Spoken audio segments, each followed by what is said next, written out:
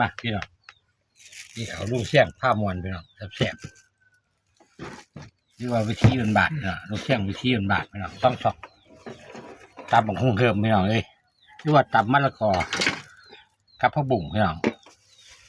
นี่ผักกระถินพี่น้องปิ้งปลาพี่น้องปิ้งปลาที่วาดมันนะพี่น้องปลาคอปลาขาวพี่น้อง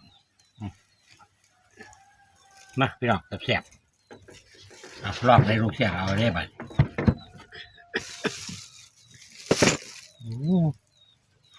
ไหนวะ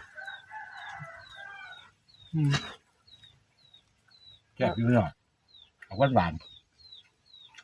บุกน้องขึ้นกลับไป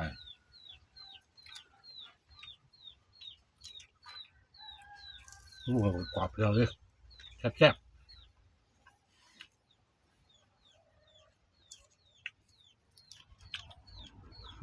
ต้องปลาครับพี่น้องดีปลา